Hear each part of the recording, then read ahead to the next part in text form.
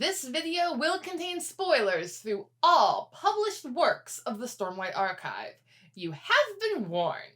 What could Brandon possibly mean when he says that Stormlight 5 will have?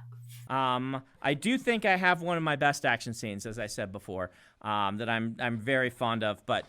Have you considered Ride of the Rohirrim with Chasm Fiends? Ride! Ride to ruin and the world's ending!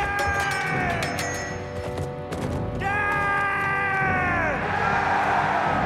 Hey you geeks! With Brandon releasing the final title of Stormlight 5, Wind and Truth, and giving us the release date, I'd better start publishing my theories on that book before they go out of style. Let's break down how and why the Ride of the Willshapers is totally going to come to pass. First, we will look at the loophole within the treaty between Dalinar and Odium. Next, we will take a step back through the fourth wall to examine the writerly setup that Sanderson has done to get us this far, and then, looking into the possible plot of Stormlight 5, let's take a look at the deep magic from the time of the Shattering that will govern the rules of the duel and Dalinar's inevitable doom. From that fallout, we must then rely a step back on the deeper magic from the time of Adonulcium to find the listener's honor again. Treaty. Beginning with the relevant terms of the treaty between Dalinar and Odium, we find: if I, Dalinar, win the contest, you, Odium, will remain bound to the system, but you will return Alethkar and Herdaz to me, with all their occupants intact. But if I, Odium, win, I keep everything I've won, including your homeland.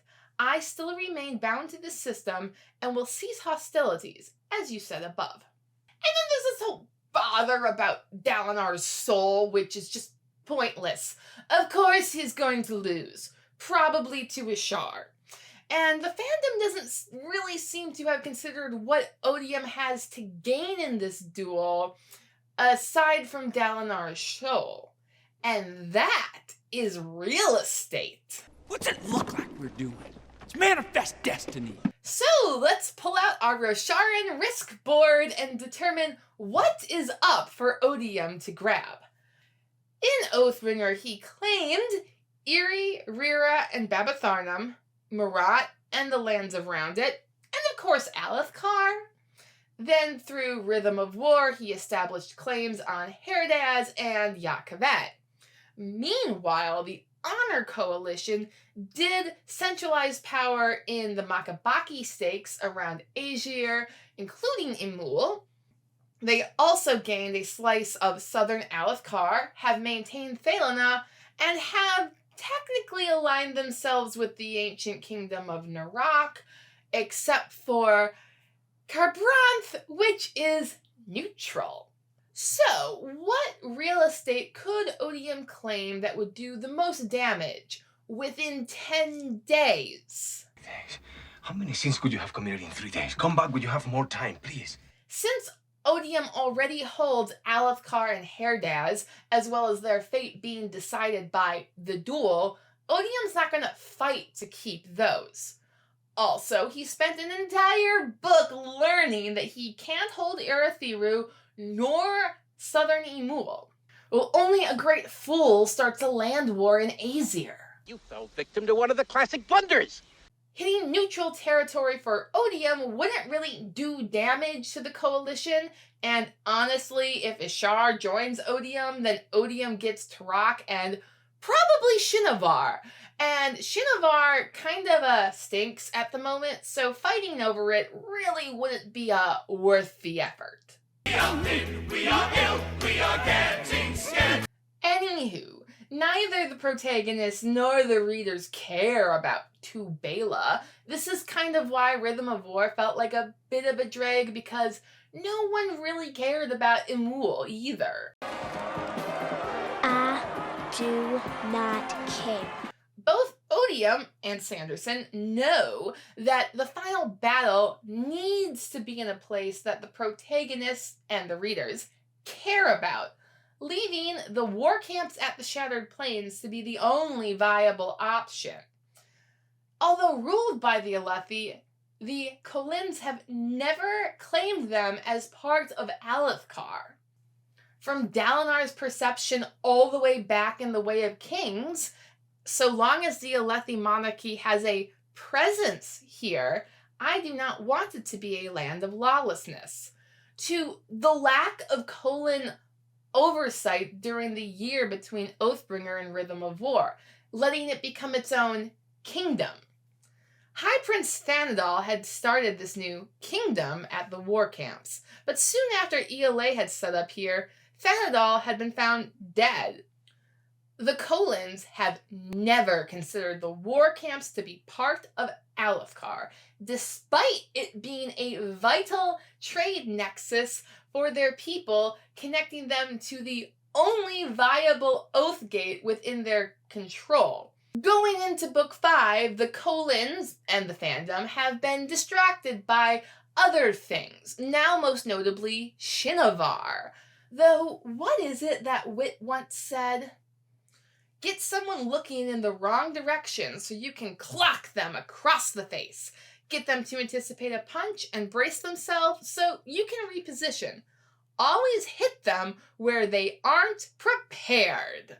Without the war camps, the Alethi have no easy route to an Oathgate and access to Urithiru, even if Dalinar wins the duel.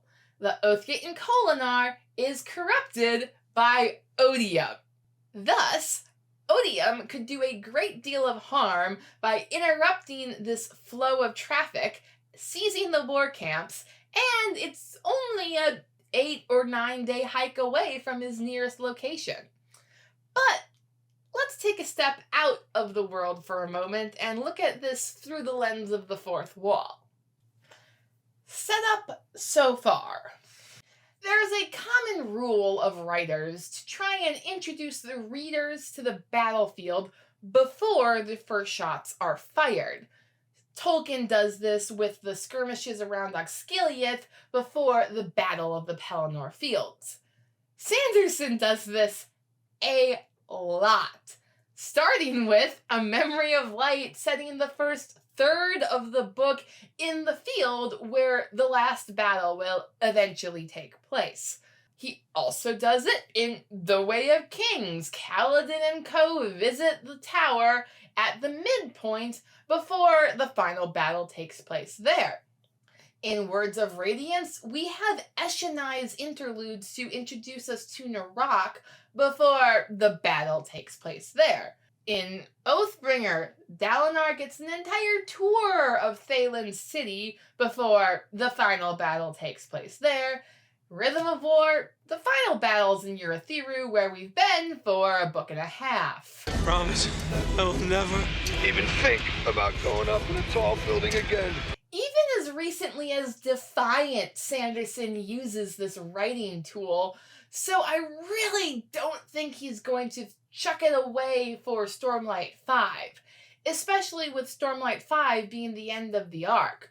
The war camps have been somewhat playing the same role as Hogwarts was in the Harry Potter series. It's our home. Hogwarts is threatened. Man the boundaries, protect us, do your duty to our school. Think about it. Nowhere else on the map does the audience care about like the war camps. Not only that, but Sanderson has been planting the seeds of the idea of the Chasm Fiends attacking the war camps ever since The Way of Kings. Chasm Fiends. The Light Eyes have killed any who prowl this close to our side, Kaladin said. A little longer than a few minutes later. Finally, Lopin spoke. Guess the nearby ones aren't all dead, eh, Gancho? Yeah, Kaladin said. To put a cherry on top of this foreshadowing Sunday, Navani has just recently in Rhythm of War given control of the war camps to the Thenardiers. Very little touch. Most of them are gone, so they won't miss much.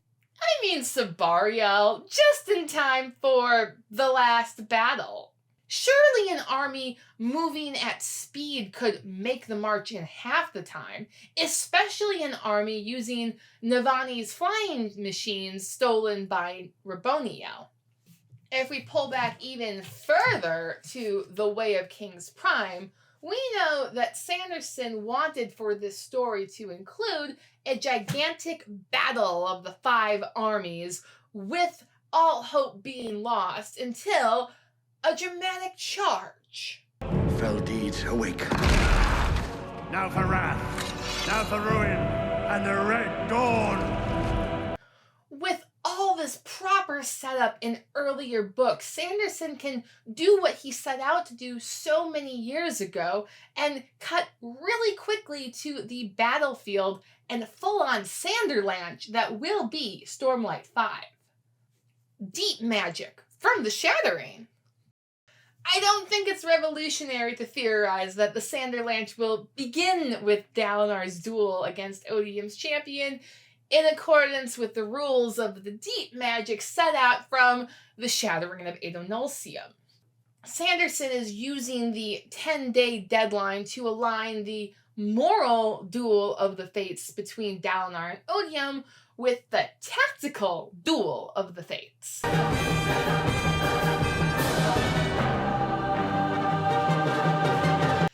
Like Lewis did in The Lion, the Witch, and the Wardrobe, and, well, Prince Caspian.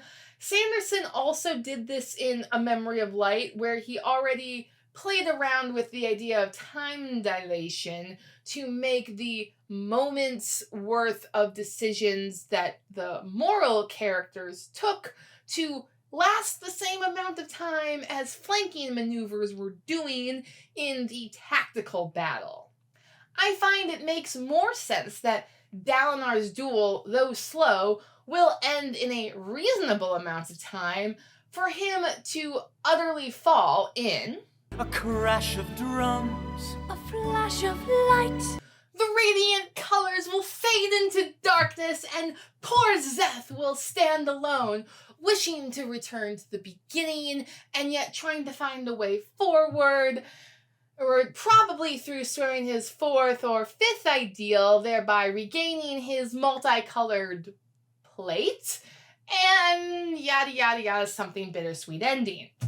While this is happening, the war camps will stand alone, and Dalinar's inevitable Doom, doom, doom, and doom. means that their access to Stormlight through the Stormfather will be imperiled, thus igniting the darkest hour, where all for the tactical battle will be lost until the deeper magic from the time of Adonulcium. So far, it's been a really trivial piece of information that Sanderson let slip that Adonulcium had a hand in creating the original species and continent of Roshar. So though odium, honor, and cultivation have a hand in shaping them in recent times, it's really Adonulcium's work behind the Singers, the Chasm Fiends, and the Luxbren that let them, if not break the rules of physics, then, Oh, well, let's not break the law. Let's just bend it a little. Thus, I believe, when the deep magic from the time of the Shattering seems to fail and all hope is lost, this deeper magic will arise in the form of the listeners riding Chasm Fiends to save the technical stronghold of the Radiants at the war camps. This charge will serve for me as the suitable payoff for all the nonsense we've had to listen to about the listeners in Rhythm of War. This has gone on long enough. Until, of course, we discover that the listeners have tamed Chasm Fiends. A shadow fell over Venli, and she started, staring up at a powerful, long neck with a wicked arrowhead face at the end. A chasm fiend. Here. And no one was panicking. Storms! That's, she whispered. That's how you got out of the chasms that night. During the storm, Food hummed confidence. Chasm fiends we know from Words of Radiance can travel very quickly, getting apparently the listeners out of the ravines before the high storm hit. They're dead anyway, Eshonai said. There's a storm in 2 days. They'll be caught in the chasms and killed. Ignore them. So it would take 4, maybe 5 days for the listeners to ride to the aid of the war camps from their current location. But the question remains, why? It's not like they have an ancient pact of mutual aid in times of crisis, or a giant string of bonfires that can be lit when one, calls for aid. The beacons are in the city! The beacons are lit! Gun knuckles for aid! But the listeners have a better source of real-time world information in the Fused, specifically Leshwi and Co. I'm the daughter of the race of Cain. And I don't think Odium's new management is going to like that any better than the old one. Sure, Taravangian wasn't a micromanager, but when he called his lieutenants to heal, he expected them to show up. We're allowed to pursue our own interests and goals until we're called up, Graves shook his head. And we know that Odium can recall that power that he gave the Fused, giving them eternal existence. Odium smiled. You will follow me, Tarash, or I will reclaim that which gives you persistent life. I care not for the shape of the tool, only that it cuts. So I predict that Leshwi and Co. will be around just long enough to impart their wisdom to the listeners before being called by Odium to go attack the war camps, whereupon they will refuse and their license to live It's just been revoked. Then Venli's time as a regal serving Leshwi and then Raboniel will finally pay off as she can explain to the listeners the strategic importance of the war camps to the Radiants, leaving Food and the elders of the listeners to make a very important decision.